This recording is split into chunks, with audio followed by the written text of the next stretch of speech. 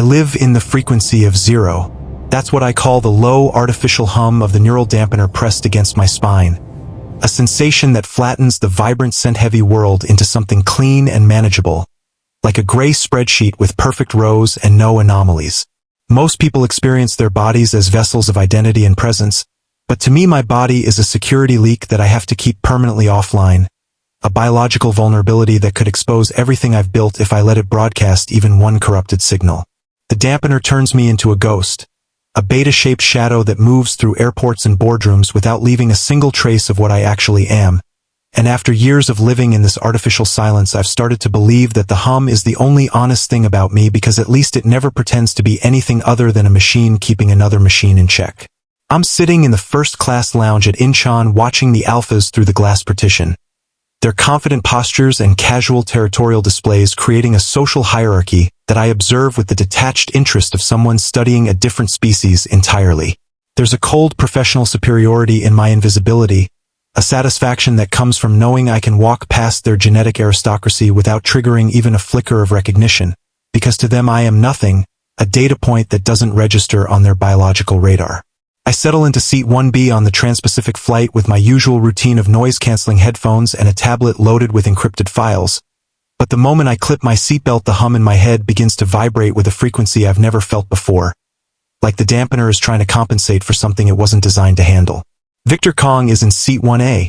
and his Enigma presence isn't a scent or a sound, but rather a gravitational force that makes the cabin pressure feel like it's dropping even before we take off. A weight that presses against my dampener's defenses and causes error codes to flicker at the edge of my consciousness. I don't look at him directly because looking would acknowledge that I feel the distortion he's creating in the air between us, but I can see his reflection in my darkened tablet screen, the sharp angles of his profile and the absolute stillness of someone who's never had to prove their dominance because it radiates from them like heat from a reactor core. The flight attendants move around him with the careful deference usually reserved for heads of state or extremely dangerous cargo, and I realize with clinical detachment that I've accidentally positioned myself next to the one person in the world whose existence could shatter my carefully maintained frequency of zero. Before I tell you what happened when everything fell apart at 30,000 feet, take a moment to subscribe if you haven't already, and let me know in the comments where you're watching from. Because what happened next changed everything about who I thought I was and what I believed I could survive. The flight deck alarms scream exactly 47 minutes after takeoff, and the plane's nose dips into a terminal dive that sends unsecured items flying toward the cockpit bulkhead with the kind of physics that suggests we have approximately 90 seconds before the aircraft becomes a smoking crater in the Pacific Ocean. The dampener against my spine is vibrating so violently that I can feel it overheating through my shirt, but the sensation is distant and unimportant compared to the cascade of system failures that I can diagnose from the emergency klaxons alone, because I've spent enough time reverse engineering corporate security to recognize when something has been deliberately compromised rather than mechanically failed. The passengers around us are screaming with the kind of animal terror that comes from being trapped in a metal tube that's accelerating toward certain death.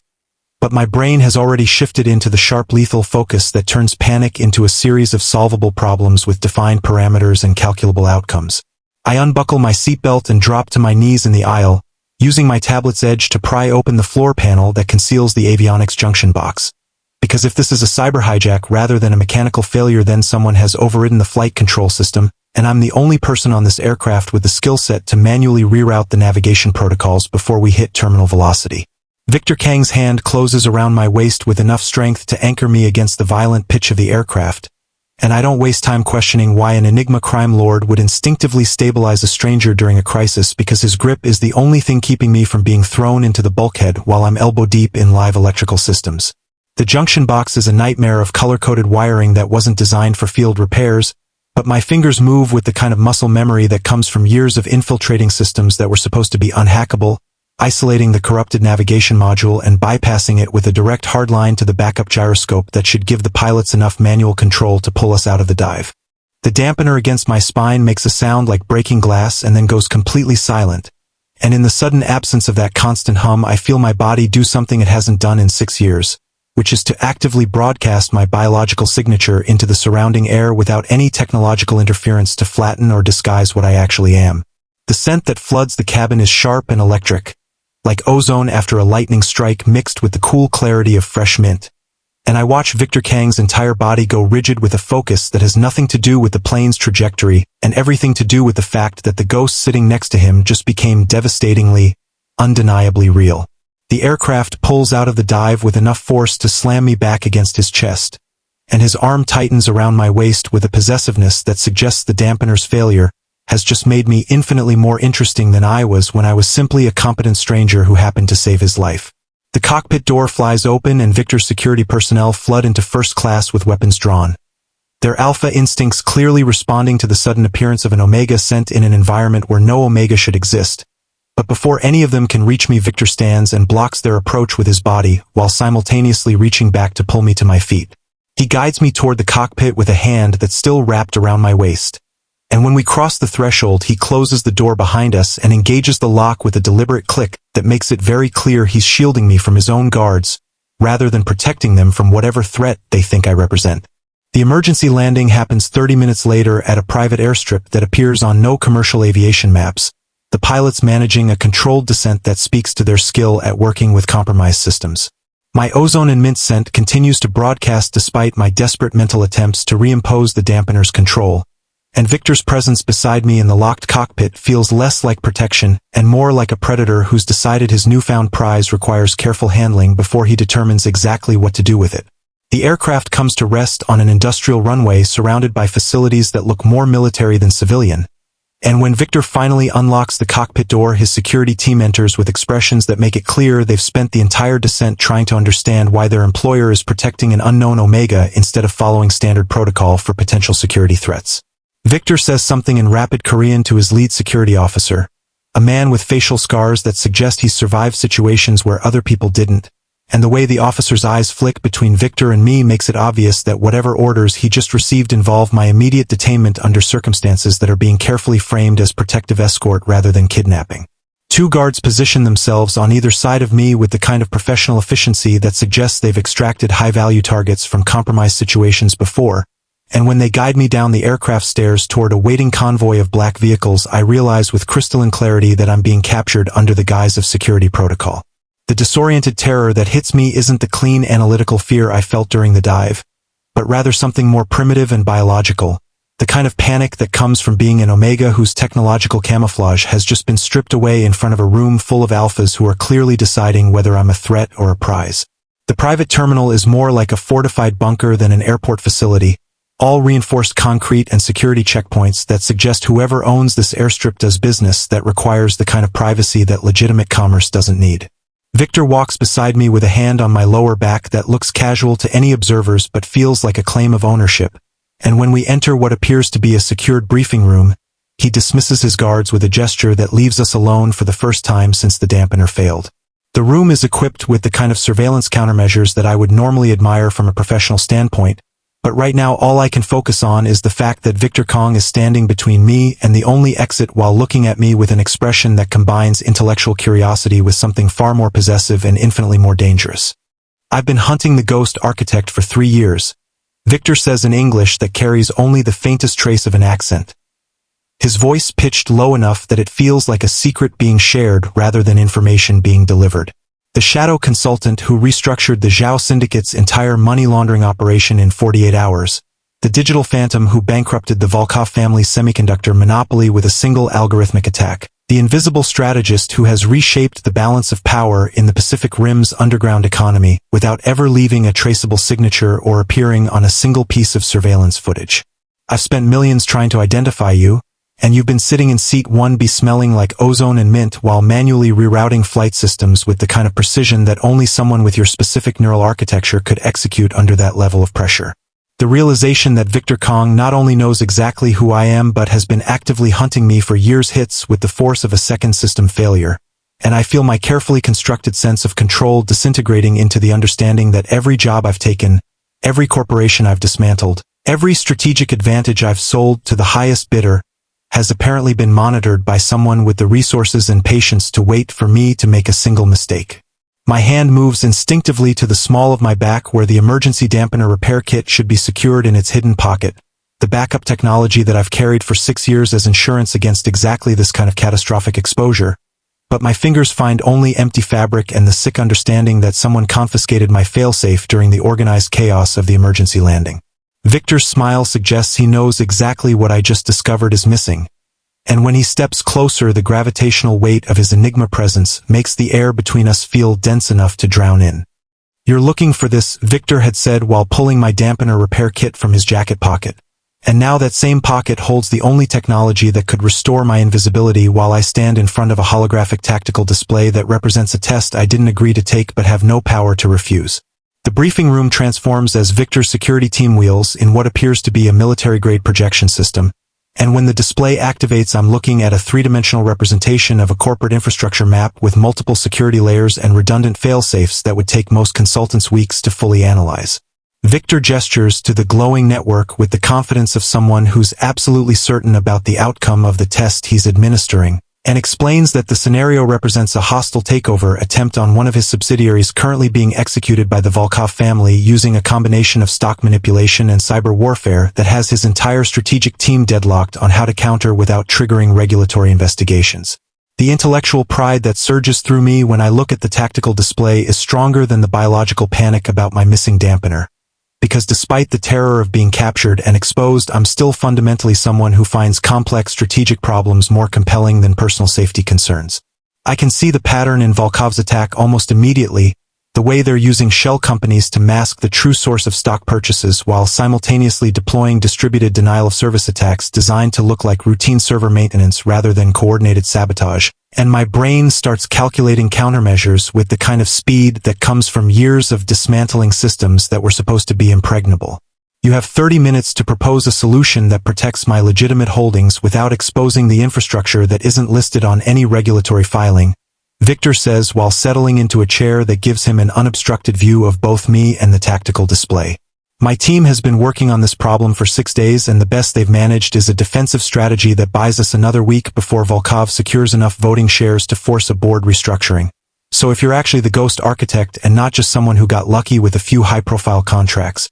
this should be trivial enough that you can solve it before you're sent." Makes me forget why intellectual capability matters more than biology. The challenge in his voice triggers something competitive in me that overrides the rational part of my brain that knows I should be focused on escape rather than proving my worth to a crime lord who's holding my dampener hostage. But I move to the display controls anyway and start isolating the data streams that represent Volkov's attack vectors. My fingers work through the holographic interface with muscle memory precision, and I can feel Viktor's attention intensifying as I begin restructuring his defensive architecture in ways that apparently his strategic team hadn't considered because they were thinking about the problem as a financial takeover rather than recognizing it as an algorithmic siege that required counterprogramming instead of legal maneuvering. The solution crystallizes in my mind with the kind of clarity that only comes from seeing a pattern that everyone else missed, and I realize that Volkov's entire strategy depends on a synchronized timing mechanism where the stock manipulation and the cyber attacks have to execute within a specific window to avoid detection by automated trading systems. If I can introduce a time delay virus into their command infrastructure that creates just enough latency to desynchronize their operations, the whole attack collapses into component parts that look like unrelated incidents rather than coordinated warfare, which means Viktor's security team can address each element individually without revealing that they were ever connected to a larger threat.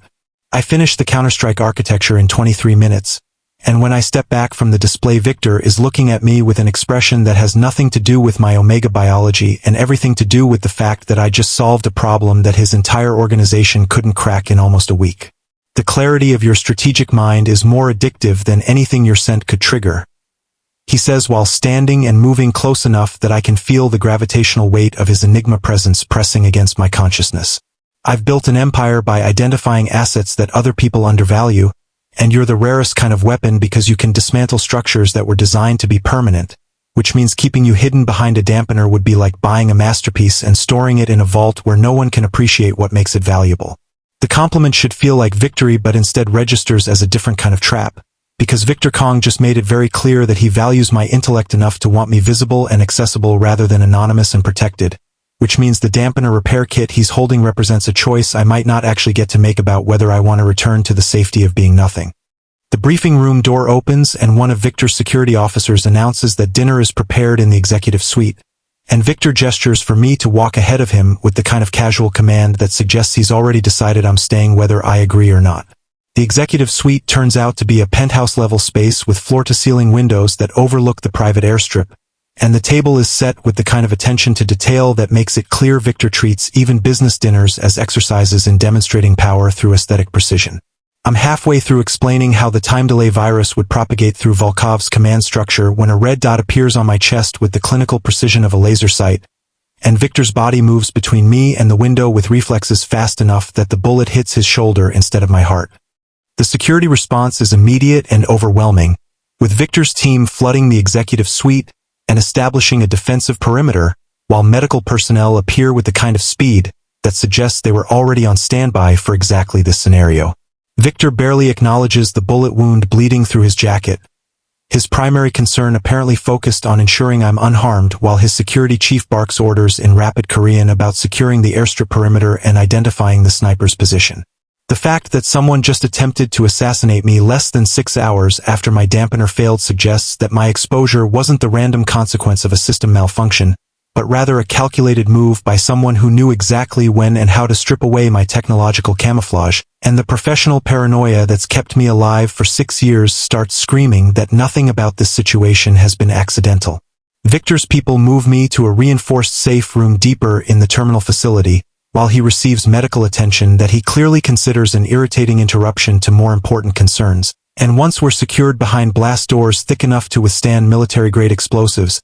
he hands me a tablet and tells me to access my encrypted backup files because if someone knew how to disable my dampener at the exact moment when I would be most vulnerable, then they've been inside my systems for longer than either of us realized. My fingers move across the tablet's interface with the mechanical efficiency of someone who's done security audits hundreds of times, but when I start running diagnostic protocols on my own backup architecture, I find something that makes my blood run cold in a way that has nothing to do with the assassination attempt or the Enigma presence that's making the safe room feel smaller than it actually is. There's a leash code buried in my dampener's operating system, a piece of surveillance malware so elegantly designed that I would have admired its construction if I wasn't currently experiencing the bitter betrayal of realizing it's been transmitting my location and biometric data to an external server for at least the past 18 months. The code signature is one I recognize immediately because I've seen Park Min-seo's programming style often enough to identify it even when he's trying to disguise his work, and the understanding that my closest friend and most trusted contact has been tracking me for someone else hits with the force of a second system failure. Min-seo was the person who originally connected me with the manufacturer who built my dampeners, the colleague who understood better than anyone why I needed to stay invisible, and the only person outside of my professional network who knew enough about my movements to coordinate the kind of surveillance that would let an enemy predict exactly when and where I would be most exposed. I pull up the transmission logs and start tracing the data pipeline, and what I discover is so much worse than simple location tracking because the leash code wasn't just monitoring where I went but was actively mining my thought patterns through the neural interface that connected my dampener to my brain's prefrontal cortex. Every strategic analysis I performed, every solution I calculated, every pattern I recognized was being copied and transmitted to Alexei Volkov's servers in real time, which means the Ghost Architect's legendary strategic capabilities have been feeding Volkov's organization intelligence for over a year while I believed I was operating independently. The dampeners that I thought were protecting me from a predatory world were actually turning my own mind into a weapon that was being used against the very clients I was supposedly helping, and the realization that my entire professional identity has been compromised makes me want to physically rip the dead technology off my spine even though it's no longer functional enough to transmit anything. Viktor reads the analysis over my shoulder and his expression shifts into something colder and more calculating than anything I've seen from him before, because he's clearly running the same calculations I am about how much damage Volkov could have done with 18 months of access to the Ghost Architect's strategic planning in real time. The assassination attempt wasn't about eliminating me as a threat, but rather about preventing Viktor from acquiring an asset that Volkov has been cultivating as an unknowing intelligence source. And now that my dampener has failed and I'm no longer transmitting data, I've become more valuable dead than alive because I'm the only person who can identify which of Viktor's operations have been compromised by the intelligence that was stolen from my own thoughts. The bitter betrayal of Min-seo's involvement is still processing in my mind when my body does something unexpected and completely unwelcome, which is to start experiencing what Viktor's medical team will later identify as sensory rebound, a physiological response that happens when an omega's biology has been artificially suppressed for too long and suddenly loses the technological restraints that were keeping natural instincts offline. The pain starts as a low burning sensation at the base of my skull where the dampener used to interface with my neural tissue, and then spreads through my entire nervous system with the kind of intensity that makes standing upright feel like an advanced skill I've forgotten how to execute. And the last thing I register before my knees give out is Viktor catching me with the arm that isn't injured and his scent wrapping around my consciousness like an anchor in a storm I didn't know was coming. The sensory rebound doesn't feel like awakening so much as it feels like drowning in information that my brain was never designed to process without the dampener's filtering systems. Every scent and sound and biological signal in the safe room suddenly amplified to the point where I can't distinguish between my own heartbeat and Viktor's or separate the smell of gun oil from the medical antiseptic that his security team used to clean his bullet wound. My neural pathways are firing in patterns that haven't been active since I was 19 years old and first installed the dampener technology. And the overload is so complete that I genuinely believe my consciousness is going to fragment into pieces that will never reassemble into anything resembling Lee Jae-won again. But then Viktor's Enigma presence does something that shouldn't be physiologically possible and wraps around my disintegrating awareness like a gravitational field that gives my scattered thoughts something solid to orbit around. The medical team is shouting something about neural stabilizers and emergency suppressants, but Viktor ignores them completely and pulls me against his chest with enough force that I can feel his heartbeat through the expensive fabric of his jacket. And the rhythm of it becomes a tempo that my own panicking biology starts to synchronize with in a way that suggests Enigma physiology has capabilities that standard biological literature has never documented. His sense stops feeling like an overwhelming presence and instead transforms into something closer to an anchor point,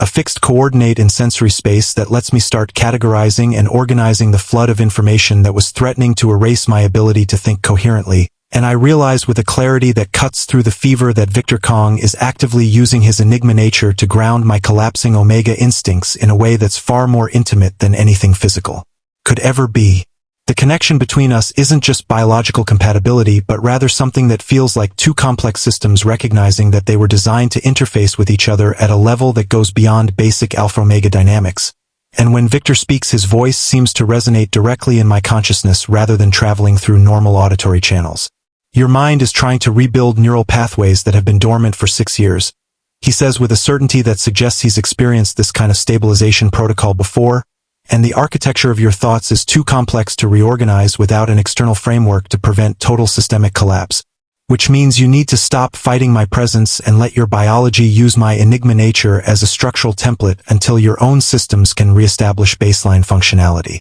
The suggestion that I should surrender control to someone else's biological influence would normally trigger every defensive instinct I've spent years cultivating, but the alternative is a neural collapse that would leave me a non-functional shell of traumatized instincts without any of the intellectual capacity that defines who I actually am. So I make the calculated decision to stop resisting the gravitational pull of Viktor's presence and let my rebuilding consciousness use his Enigma nature as the foundation for reestablishing coherent thought patterns. The shift happens with startling speed once I stop fighting it, my scattered awareness condensing back into something that feels like myself but different, sharper and more attuned to sensory information that I used to filter out as irrelevant noise but can now recognize as valuable data streams that actually enhance rather than overwhelm my analytical capabilities. The intense intimacy of having Viktor's consciousness actively supporting my neural reconstruction creates a connection between us that feels less like biological bonding and more like two highly specialized processors discovering they can operate in parallel to solve problems that neither could handle independently. And I realize that an Enigma and an Omega with my specific neural architecture can share a mental bridge that functions as a real-time strategic network. I can feel Viktor's tactical awareness as clearly as I can feel my own analytical processes. And when I cautiously test the connection by running probability calculations about Volkov's next move, I can sense Viktor simultaneously processing combat scenarios that would support or counter each strategic option. Our combined processing power creating predictive models with accuracy rates that would be impossible for either of us to achieve alone. The realization that I've just gained access to a capability that no dampener could ever provide is still settling into my consciousness when the safe room's perimeter alarms scream with enough urgency to suggest that Volkov has apparently decided that subtle assassination attempts are insufficient, and has instead launched a brute force raid on the compound with enough personnel and firepower to ensure that this time nobody survives. To identify who ordered the attack. Viktor's security chief bursts through the blast doors with a tactical assessment that makes it clear we're facing a coordinated assault from multiple entry points, at least 20 hostiles with military-grade equipment and the kind of operational precision that suggests they've been planning this raid since long before my dampener failed on that Trans-Pacific flight. The compound's defensive systems are designed to repel conventional attacks, but Volkov's team is moving with the coordination of people who have detailed intelligence about security protocols and structural vulnerabilities, which means the leash code that was mining my thoughts has apparently been sharing more than just my strategic analyses and has probably been transmitting architectural data about every secure facility I've ever accessed, including the private terminal where Viktor brought me.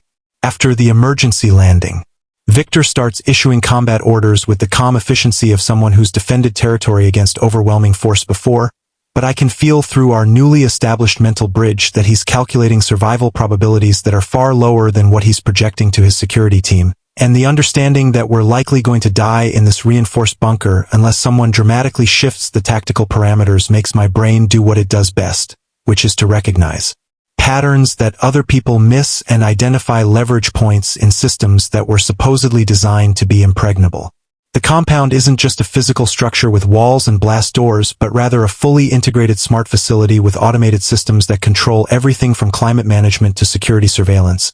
And if I can access the central control network, then the entire building becomes a weapon that I can deploy with the same precision I used to dismantle corporate infrastructure. I grab the tablet that Viktor gave me earlier and start breaking through the compound's security protocols with the kind of speed that comes from understanding that every second I waste analyzing proper access procedures is a second closer to Volkov's team breaching our defensive perimeter. And when I finally crack the administrative controls, I'm looking at a three-dimensional map of the facility that shows the real-time positions of both Viktor's security personnel and the hostile forces that are systematically eliminating our defensive positions. The strategic euphoria that floods through me when I realize I can manipulate the compound's automated systems like pieces on a giant chessboard is intense enough that it temporarily overrides the fear of imminent death, and I start treating the tactical scenario like the highest stakes logic puzzle I've ever been given, with the added pressure that failure means dying in a basement bunker instead of simply losing a contract. I redirect the climate control system to flood the eastern corridor with enough nitrogen to displace the oxygen and force Volkov's assault team into retreat without actually killing them, because corpses would create legal complications that Viktor doesn't need. Then I trigger the emergency lockdown protocols on specific blast doors to funnel the remaining hostiles into a central atrium where Viktor's security team can establish overlapping fields of fire from elevated positions. The compound's surveillance system gives me perfect visibility of enemy movements, and I use that information to coordinate Viktor's defensive response with the kind of precision that turns a desperate last stand into a systematically executed counterassault. And through our mental bridge, I can feel Viktor's tactical awareness adapting to support my strategic orchestration in real time as he positions his people exactly where they need to be to capitalize on the traps I'm creating through the automated systems. The hostile forces realize they're being herded about 30 seconds before Viktor's security team opens fire from positions that give them overwhelming tactical advantage, and the assault that was supposed to be a massacre transforms into a surrender scenario where Volkov's people are throwing down weapons and requesting extraction before they all die in a facility that's actively trying to kill them. Viktor watches me manipulate the compound systems with an expression that has evolved from possessive interest into something that looks closer to genuine respect for an equal partner. And when the last hostile surrenders, he says something that makes it clear he's stopped thinking of me as a prize to be protected and has started recognizing me as a sovereign force that's capable of reshaping tactical reality through pure strategic intelligence. The euphoria of victory is still processing when I notice something unusual in the surveillance logs. A data signature that suggests someone was remotely accessing the compound systems during the assault, but from a mobile platform rather than a fixed location. And when I trace the signal path, I discover that the hack originated from a high-speed train currently traveling along the Seoul-Busan corridor at approximately 300 kilometers per hour. The mobile command center that's coordinating Volkov's operations is moving at 300 kilometers per hour along the Seoul-Busan corridor, which means we have approximately 40 minutes before it reaches a tunnel section where we'll lose satellite tracking and any chance of intercepting whoever is running the assault from inside that train. Viktor's security team mobilizes with the kind of speed that suggests they've executed mobile intercepts before, and within 10 minutes we're airborne in a helicopter that's pushing its maximum speed to catch up with a bullet train that was never designed to be overtaken by anything except another train on the same track. The tactical problem is brutally simple in its constraints, which is that I need to hack into the train's control systems and force it to make an unscheduled stop at a location where Viktor's team can board it, But the train's network is isolated from external access by design, and the only way to establish a connection is for someone to physically breach the train while it's moving and create a hardline interface that I can exploit remotely. Viktor is already strapping into tactical gear that includes a harness system designed for high-speed vehicle boarding, and the absolute trust that floods through our mental bridge when he looks at me makes it clear that he's gambling his life on my ability to guide him through a maneuver that has a statistical survival rate I don't want to calculate. The helicopter catches up to the train as it's crossing a bridge over the Han River, and Viktor's team deploys a cable system that will let him descend onto the train's roof while traveling at speeds that would kill most people if they lost their grip for even a second. I watch through the helicopter's tactical display as Viktor hooks into the descent line, and then our mental bridge does something extraordinary that I didn't know was possible, which is to let me perceive the world through his sensory input as clearly as if I was experiencing it directly rather than sitting in a helicopter cabin 50 meters above him. I can feel the wind resistance against his body as he descends toward the train's roof, sense the precise moment when his boots make contact with the metal surface, and experience the adrenaline surge that comes from standing on top of a vehicle that's moving fast enough to kill him if he makes a single miscalculation about his center of gravity. The connection between us transforms from a strategic coordination tool into something far more intimate, and I realize that the mental bridge isn't just sharing tactical data but is actually allowing me to see through Viktor's eyes in real time while maintaining my own perspective simultaneously. I can watch him move across the train's roof toward the maintenance access panel while also monitoring the helicopter's tactical systems and the approach vector of Viktor's backup team, my consciousness splitting between multiple viewpoints without losing coherent awareness of any of them. Viktor pries open the access panel and drops into the train's interior maintenance corridor, and I'm guiding him through the layout based on the architectural blueprints I pulled from the train operator's database, while simultaneously feeling his tactical awareness identifying potential threats in the confined space. He reaches the network junction box and establishes the hardline connection, and suddenly I have access to the train's control systems with enough administrative privileges to override everything from speed regulation to door locks. I force the train into an emergency deceleration sequence that will bring it to a full stop in approximately 90 seconds. And through Viktor's eyes, I can see Volkov's security personnel realizing that something has gone catastrophically wrong with their mobile command center. Viktor moves through the train's corridors with lethal efficiency, and I'm feeding him real-time intelligence about hostile positions through our mental bridge while he's simultaneously sharing his tactical assessment of which targets represent the highest threat level. The train comes to a complete stop at a rural station where Viktor's backup team is already in position, and what should have been a defended stronghold transforms into a kill box where Volkov's people are trapped between Viktor's assault from inside the train and his security team's approach from the platform. The operation is over in less than 3 minutes, and when Viktor secures the mobile command center server room, I start pulling data that will let us identify every compromised operation and every piece of intelligence that Volkov's organization has stolen through the leash code that was mining my thoughts. The final data extraction reveals something that makes my blood run cold,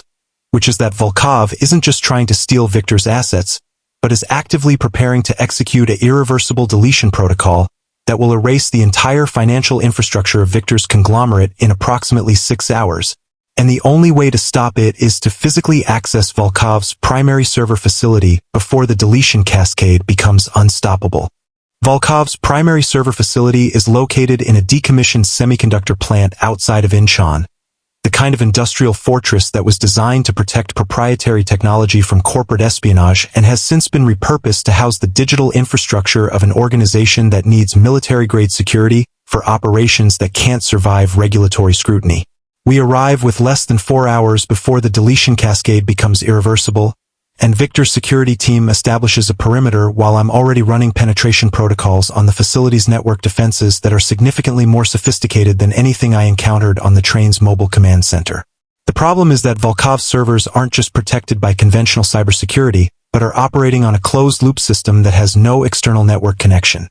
which means the only way to access the deletion protocol is to physically enter the server room and establish a direct neural interface with the mainframe that's executing the cascade. Viktor's team can breach the physical security, but the neural interface requirement means I'm the only person who can actually stop the deletion, and the understanding that I'm going to have to hardwire my consciousness into a hostile system that was designed to resist exactly this kind of infiltration makes my rebuilt Omega instincts scream warnings about exposing my neural architecture to something that could permanently damage the pathways that define who I am. Viktor can feel my hesitation through our mental bridge, And when he looks at me, his expression carries the kind of absolute confidence that suggests he's already calculated the risks and decided that my strategic mind is worth more than the temporary safety of avoiding a dangerous interface. You survived 6 years with technology actively mining your thoughts, he says with a certainty that cuts through my fear, and your neural architecture is more resilient than any system Volkov could design to defend against it, which means the question isn't whether you can break his servers but rather how much damage you're willing to do to his entire organization while you're dismantling the structure he built to destroy mine.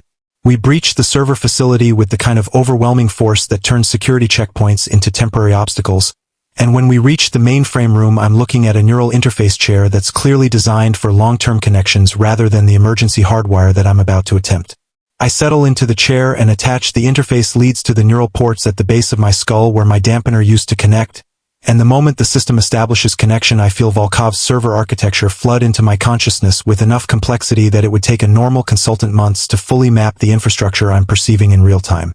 The deletion cascade is already executing through multiple redundant pathways that were designed to prevent exactly the kind of intervention I'm attempting, but the mental bridge with Viktor gives me access to processing power that a solo consultant could never achieve, and I start treating the server architecture like a living system that can be influenced through the same kind of biological manipulation that Viktor used to ground my sensory rebound. My omega nature isn't just a liability that needs to be hidden but rather a processor that operates on frequencies that conventional technology wasn't designed to resist, and I realize that the ozone and mint signature that's been broadcasting from my biology since the dampener failed is actually a data pattern that I can modulate and amplify through the neural interface until it becomes a weapon that can overload Volkov's servers through pure biological frequency interference. I push my consciousness deeper into the mainframe and start broadcasting my biological signature at amplitudes that make the server's cooling system struggle to compensate for the heat I'm generating through neural overload, and the deletion cascade starts fragmenting as the pathways it's using to execute become corrupted by interference patterns that Volkov's programmers never anticipated because they were designing defenses against digital attacks rather than biological ones.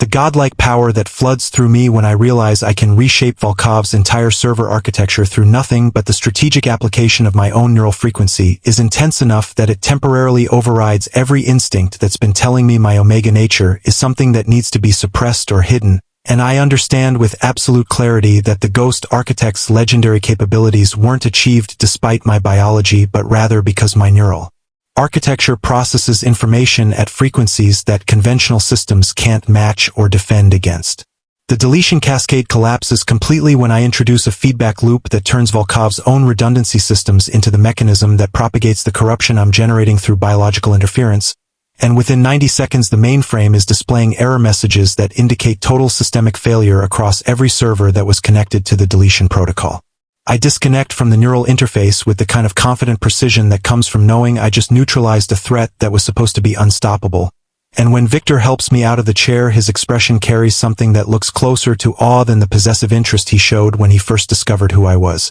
You just rewrote the rules of digital warfare by using your biology as a weapon that conventional defenses can't counter.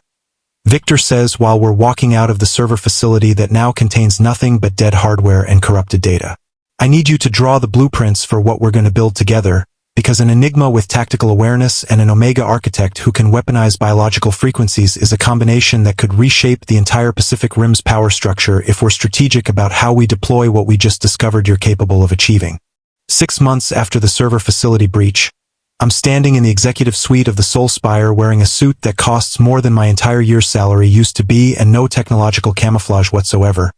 My ozone and mint scent broadcasting into the room with the same confidence that used to require artificial suppression but now feels like a declaration of exactly who and what I am. The floor-to-ceiling windows overlook a city that's been completely restructured by the strategic architecture that Viktor and I built together once we stopped pretending that my Omega nature was something that needed to be hidden rather than weaponized. And the neural bridge between us has evolved from an emergency stabilization protocol into a permanent connection that lets us operate as a single strategic entity with processing capabilities that no conventional organization can match or counter. The Soul Spire itself is a monument to what happens when an Enigma's tactical awareness combines with an Omega architect's ability to reshape systems at the biological frequency level. 47 floors of legitimate business operations that generate enough profit to fund the underground empire that Viktor controls through networks I designed to be completely invisible to regulatory oversight. I hold the title of Chief Strategist, which is a polite way of saying that every major decision in Viktor's organization runs through my analytical processes before it gets executed. And the people who used to dismiss omegas as biological prizes rather than intellectual equals now schedule meetings with me months in advance because they've learned that access to the Ghost Architect's strategic planning is worth more than any conventional business advantage they could acquire through normal channels. The total self-realization that comes from operating at the peak of my capabilities without any technological barriers between my biology and my intellect is something I couldn't have imagined during the 6 years I spent living in the frequency of zero. And I understand now that the dampener wasn't protecting me from a predatory world, but was actually preventing me from becoming the kind of force that could reshape that world according to my own strategic vision. Viktor watches me work with the same expression of fascinated respect that he showed when I first solved his Volkov problem in 23 minutes. Except now that respect is layered with something deeper and more permanent that comes from spending 6 months building an empire together while learning exactly how far our combined capabilities can reach when we stop holding back for the sake of appearing conventional. The meeting I'm preparing for involves representatives from 3 rival syndicates who've requested a summit to discuss the terms of their surrender now that Viktor's organization has achieved a level of strategic dominance that makes resistance more expensive than cooperation. And the agenda includes restructuring the entire Pacific Rim's underground economy according to blueprints I've been developing since the day Viktor asked me to draw the architecture of what we were going to build. Together, my hand moves unconsciously to rest on my abdomen where our child is growing with the kind of genetic complexity that happens when an Enigma and an Omega architect create something that combines both their natures, and Viktor's awareness through our mental bridge shifts to acknowledge the gesture with a possessiveness that has nothing to do with controlling me and everything to do with protecting what we're creating together. We're expecting an heir who will represent a new biological apex, a child who will inherit Viktor's Enigma capabilities and my neural architecture in combinations that biological literature has never documented because Enigmas and Omegas with my specific strategic processing abilities are rare enough that their offspring's capabilities remain theoretical rather than empirically studied. The responsibility of raising someone who could potentially reshape the world even more dramatically than we have is something I'm still processing. But the mental bridge with Viktor gives me access to his absolute confidence that we're capable of teaching our child to use their inherited power strategically rather than destructively. The conference room is waiting and the rival syndicates are probably already nervous about facing someone whose reputation for dismantling supposedly impregnable systems has become the kind of cautionary tale that gets shared in encrypted channels. But before I leave the executive suite, I walk to the display case where Viktor mounted my broken dampener as a reminder of what I used to believe I needed to survive in a world that saw my biology as weakness. The device that kept me living in the frequency of zero for 6 years looks pathetic now. A piece of obsolete technology that represented everything I had to unlearn about myself in order to become the person standing in this suite wearing no mask at all. I pick up the dampener and carry it to the window, and when I drop it on the marble floor, the satisfying crack of breaking components sounds like the final acknowledgement that Lee Jae-won doesn't need to hide anymore. And I crush what's left of it under my heel before walking into the conference room to reshape another piece of the world according to the strategic vision that used to be invisible but is now the most powerful force in the Pacific Rim's underground economy.